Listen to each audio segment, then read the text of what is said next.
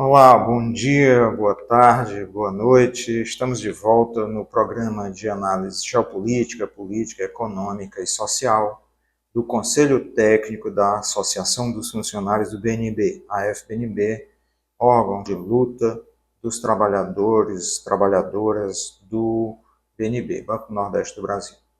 Bem, hoje nós vamos analisar um assunto muito espinhoso, né, que pode trazer consequências muito amplas na sociedade, principalmente no meio político.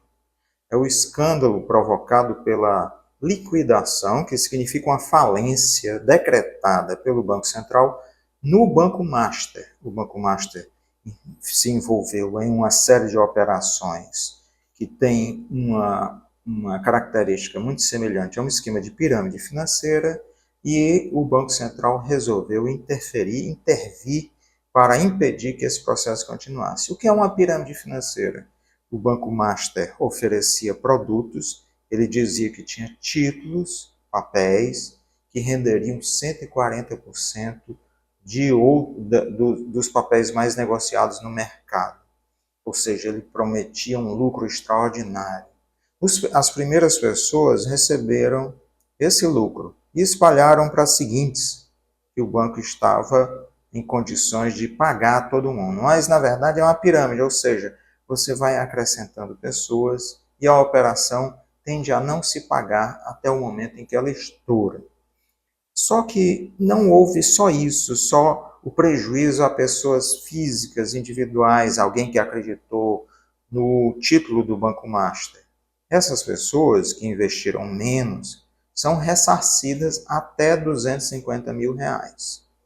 O Fundo Garantidor de Crédito é um dinheiro que é retirado das aplicações de todos os bancos, forma uma espécie de seguro para o sistema financeiro.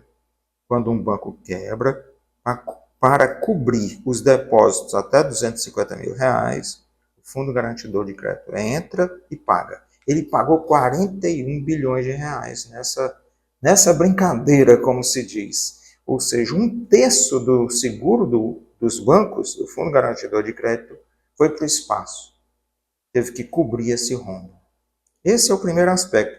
Outra coisa que nos chama a atenção é que o senador Ciro Nogueira, do Piauí, no começo do ano tentou aumentar o limite do Fundo Garantidor de Crédito para R$ 1 milhão.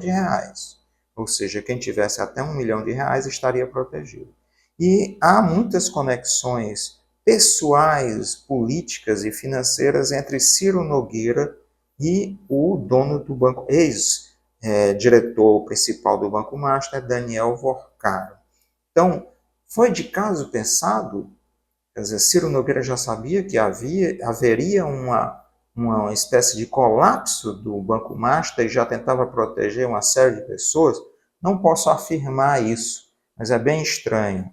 Só que o Congresso barrou essa iniciativa, talvez porque os outros grandes bancos impediram que isso fosse aprovado, né? Tenham impedido que isso fosse aprovado. Outro aspecto interessante é as conexões no mundo político entre o Banco Master, né, e esses fundos de previdência dos funcionários de diversos estados. O que é um fundo de previdência? O fundo de previdência é o seguinte: os funcionários, além de pagarem a previdência oficial do governo federal, o INSS, eles colocam um acréscimo para que suas aposentadorias sejam melhores. O fundo de previdência promete a essas pessoas que participam, dizendo assim: não, olha, nós vamos aplicar o teu dinheiro e você vai ganhar mais, sua aposentadoria será melhor. Né? Só que é um processo que a gente chama de financiarização. Esse processo é absolutamente arriscado e desde a ditadura militar há exemplos de fundos de previdência que foram à falência. Né? Eles aplicavam, a gestão dos fundos era muito mal feita e as pessoas recebiam calote. Essas pessoas não são ressarcidas, entende? Aí entram os casos do Fundo de Previdência dos servidores do Estado do Rio de Janeiro, que jogou R$ 1 bilhão, já sabendo da má gestão do Banco Master, da possível falência dele, do colapso financeiro, aplicou ainda 1,9 bilhão nos títulos do Banco Master. Quer dizer, deu dinheiro de graça para esse pessoal. O Amapá, também a mesma coisa. Outros estados também estão comprometidos com essa atitude suspeita nos seus fundos de previdência. Mas o caso ainda é mais grave é do Banco de Brasília. Brasília tem um banco lá regional, vamos dizer assim, o BRB, e o BRB aplicou, já sabendo da má gestão do Banco Master, 12,2 bilhões de reais no começo do ano. Fraudou, segundo a Polícia Federal, não são afirmações minhas, fraudou 10 contratos, contratos fajutos de títulos que não existiam e deu 12,2 bilhões de graça para Daniel Vorcaro no Banco Master. Depois ainda tentou comprar o Banco Master, quer dizer, ele ia ficar com todo o prejuízo, provavelmente o Banco de Brasília iria falir, mas ele tentou comprar o Banco Master e deixando o Daniel Vorcaro, com essa gestão absolutamente fraudulenta, ia deixá-lo na presidência do banco. Entende? É um negócio escandaloso que não só o presidente do BRB foi destituído, mas o governador de Brasília, Ibanez Rocha, bolsonarista raiz, já tendo sido acusado no dia 8 de janeiro de participação, depois foi inocentado, mas ele precisa agora prestar contas de como essa gestão do BRB, que obviamente passa, todas as decisões mais importantes passam pelo governo de Brasília, pelo governo lá do Distrito Federal. Não, um banco não vai aplicar 12,2 bilhões de reais sem que o governador soubesse, sem que o governador, pelo menos, tivesse participação nisso. Ou ele é uma pessoa incompetente, que não participou dessa decisão, ou ele está implicado nesse processo.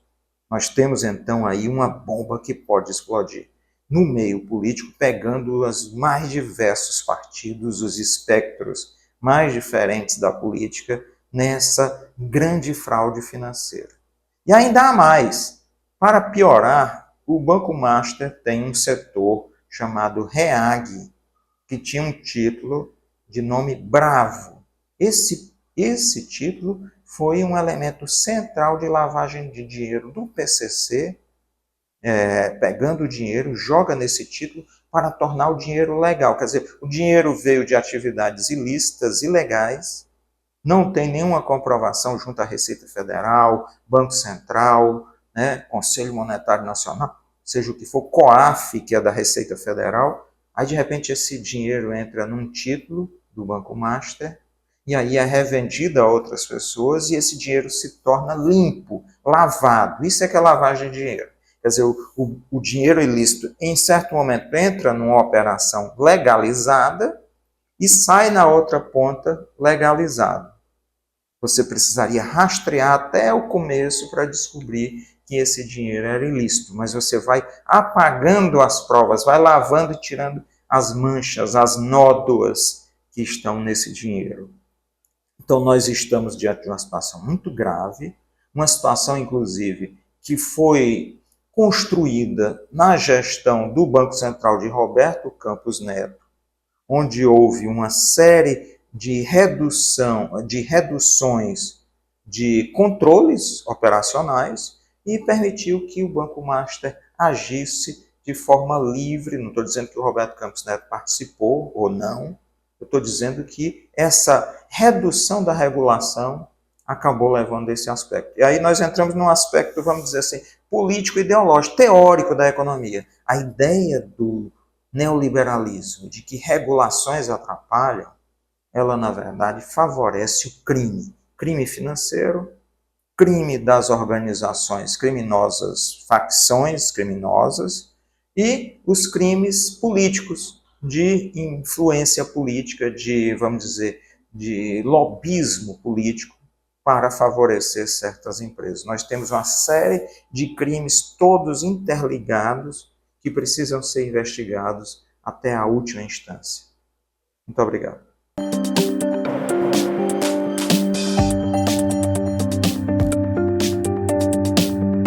Agora nós temos as nossas dicas de leitura. Não vamos fazer dicas de leitura só teóricas ou políticas, vamos fazer também uma dica literária. A primeira dica é teórica política, é um livro de dois autores, Eric Allier e Maurizio Lazzarato, da editora Coleção Explosante. Né? São um livro chamado Guerras e Capital, que tem uma explicação sobre como o capitalismo depende fundamentalmente das guerras, ou mais especificamente de um conceito chamado acumulação primitiva. Então é um livro extraordinário para compreender o mundo hoje, que nós temos ameaças de guerra na Venezuela, os Estados Unidos constrangendo o tempo todo, matando pessoas no Mar do Caribe, agora no Oceano Pacífico também. E nós temos também a guerra na Ucrânia, o massacre, o genocídio em Gaza, que não parou, né? E além de outras guerras pela África, a ameaça dos Estados Unidos contra a Nigéria também. Então, guerras e capital.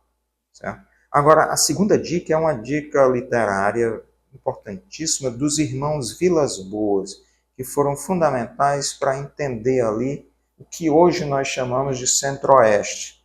Orlando Vilas Boas e Cláudio Vilas Boas.